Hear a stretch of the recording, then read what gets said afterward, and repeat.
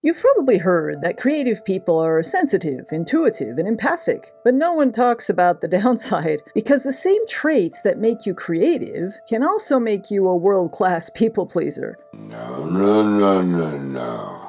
You read the room, anticipate reactions, adjust without realizing it, and then wonder why you're so exhausted or second-guessing your own writing work. If that sounds familiar, stick with me. In this video, we're unpacking why creative people become people pleasers and how knowing that can help you stop creating for approval and start creating from truth. Most people think creativity and people-pleasing are opposites. One is self-expression, and the other is kind of like self-erasure. But what if they can actually come from the same place? The same traits that make you creative, sensitivity, empathy, awareness, can also make you a people-pleaser in the right environment. They're kind of like two sides of the same coin. One turns that awareness into art, but the other turns it into a constant seeking of approval. And if you understand how those two things get linked in your own brain, you can finally start to separate them. So your creativity stops working for everyone else and starts working for you again. So when we talk about creativity, we're usually picturing, imagination, coming up with ideas, stories, music, and art. But underneath that, creativity depends on how your brain processes the world. Researchers have found that creative people don't just think differently, they feel differently. They notice more. They take in more details, sensations, and emotions from their environment. A 2025 study published in Psychology, for example, found that people high in sensory processing sensitivity, which simply means that they react more strongly to things they see, hear, or feel, also tend to score higher in both creativity and empathy. That means that creativity often walks hand in hand with emotional depth and awareness. It's part of what helps us writers capture human truth,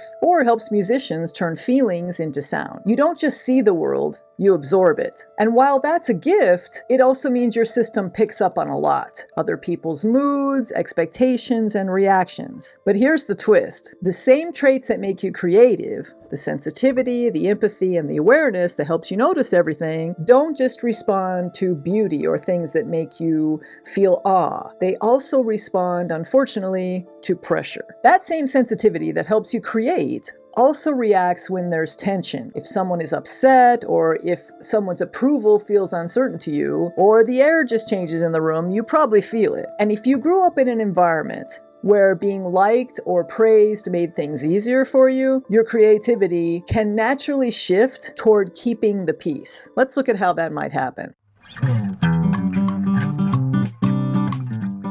As kids, many of us creative people learned early on that our awareness was useful, that we could sense what adults wanted, or what kept the peace in the household, or what might earn the smile or the praise. And because we were sensitive, that feedback was important to us. If your nervous system reacts strongly to emotion, which for many creative people that's true, approval kind of feels like relief, but disapproval feels like danger. Psychologists call this conditional regard, when love or praise is given only when you behave, achieve, or perform a certain way. If this happened when you were young, over time, your brain connects being good or gaining approval with being safe. So your creative wiring, which is the instinct to respond to feeling by creating, starts to kind of bend toward people-pleasing. We get better and better at reading the room, at smoothing the edges and creating harmony. It's kind of the same creative system, it's just that it becomes trained to keep us safe instead of helping us to feel free. That's why so many creative adults struggle to draw boundaries or trust their own taste. The part of you that used to make art to express yourself for early on was taught somewhere along the line that it also had to make other people happy. So let's imagine a kid who loves to draw. So maybe she notices that when her parents argue,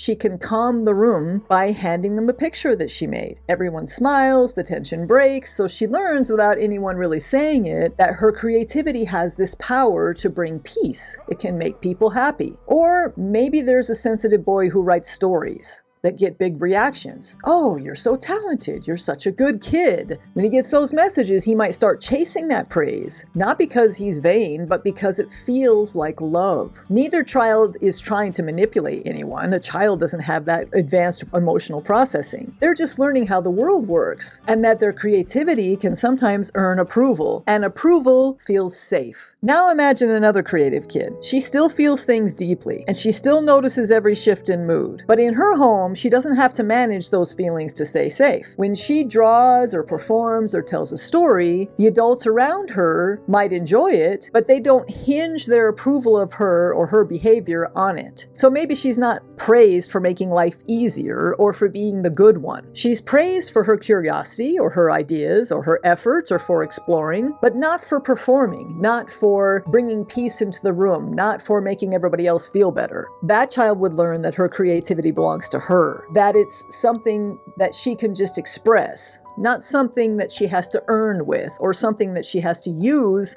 to keep herself safe or to feel loved, if that makes sense. So for her, the sensitivity is still there. She still has the empathy and the awareness, but it grows in a more open space instead of these tight corners. It never has to turn into people pleasing for her to survive. So the question then becomes, how do we know if this happened to us? I mean, if you've ever felt like your creativity helped you fit in or earn praise or smooth things over, then there's a chance that it started working for you for approval instead of expression, or maybe even in addition to expression. So what we're really doing next is getting curious about the relationship between our creativity and our seeking of approval, and how those two things might have learned to lean on each other as we were growing up. You might recognize yourself right away in these examples I'm going to give, or you might just get a flicker of, oh, that explains a lot, right? Either way, it's information I hope that you can use.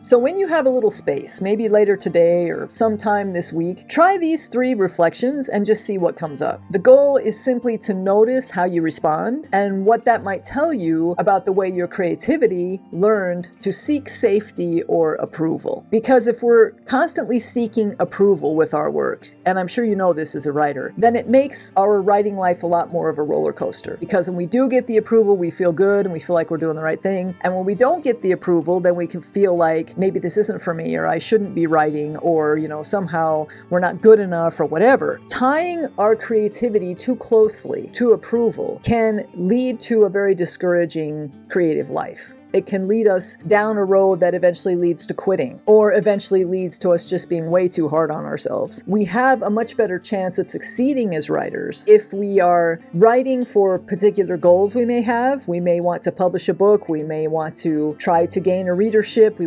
may want to build up an author platform, but we're not like constantly seeking approval to help us to feel safe or to help us to feel worthwhile. We're not like hinging whether the writing gets, good reviews or sells well, which are both symbols of approval. We're not hinging our self-worth on that, or our feeling of safety on that, or our identity as creative artists. A true creative artist creates and then puts it out there, and sure, we want that feedback. We want to know if what we're doing is matching up for readers.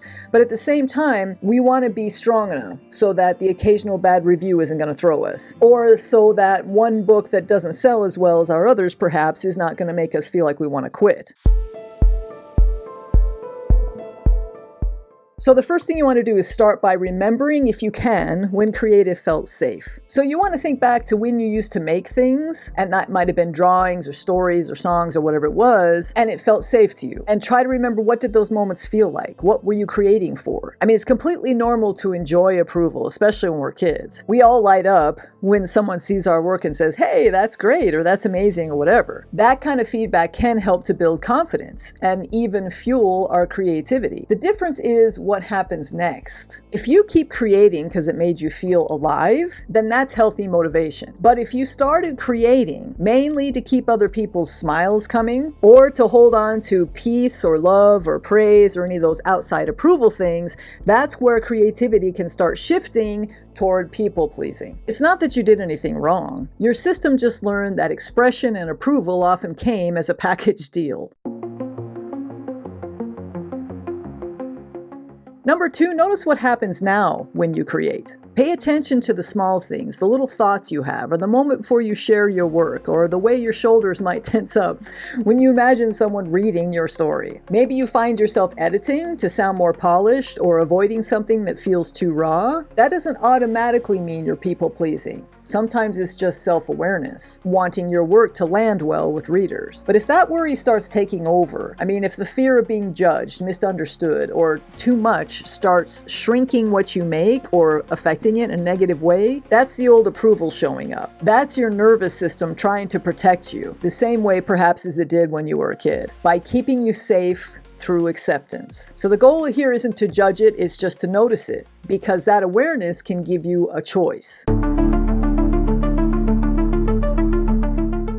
And the third thing is to try writing something that no one will ever read. I know we writers are used to thinking about readers and editors, or at least the possibility of being published someday. But try this exercise where you just write something that's just for you. A letter you'll never send, or a story you'll never show anyone, or a journal entry that doesn't have to make sense. And when you take the audience out of the equation, something might shift inside you. The pressure is likely to drop. Or the voice that's been trying to sound right starts sounding real. You might write faster, or you might risk more, or say things you didn't know you needed to say. That's the version of your creativity that isn't performing anymore. It's just being. And that's the space where your truest work starts to grow. I think you may be surprised if you try this exercise, even maybe if you've been writing for a while and you're really tuned in to your readers now, you've had some successful books. Go back and write something that you don't plan to share with anybody, and give yourself some time to explore that. Because what I've found in working with writers is often this unleashes a higher level of creativity maybe than they had noticed before. They start to create from a truer space because they're not worried anymore about what anybody else is going to think. And sometimes the rawness of that writing can actually connect us more to our readers than what we're polishing or creating that we think they're going to like. So just give it a try and see what you come up with. The results of that exercise can be really magical.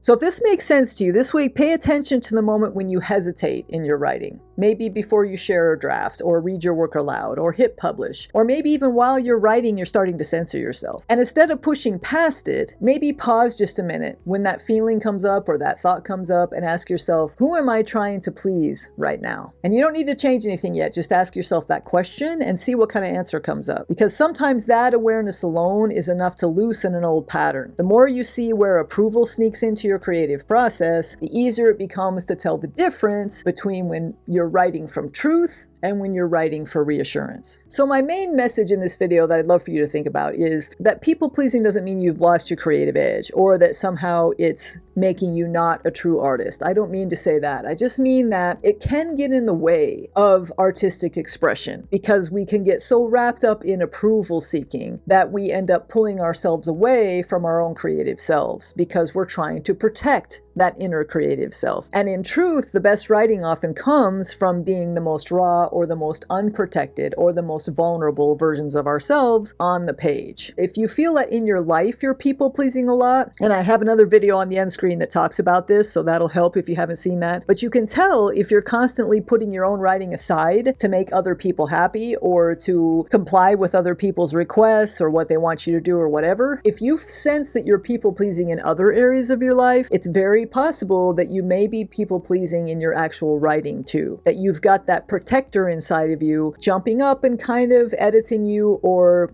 censoring you to keep you safe. If you can start noticing that, that's a really good sign because that means you're beginning to take your power back. So as you move through your week, let your writing be a small act of trust in yourself and a reminder that your voice doesn't have to earn its place. You're not seeking approval anymore. You are an artist, and creating from your truest artistic self is what's going to make you feel the most rewarded by your writing. So I hope that was helpful for you. If it was, please like and subscribe, and be sure to check out that other video I spoke about coming up on the end screen. Meanwhile, happy writing this week, and I'll see you next time.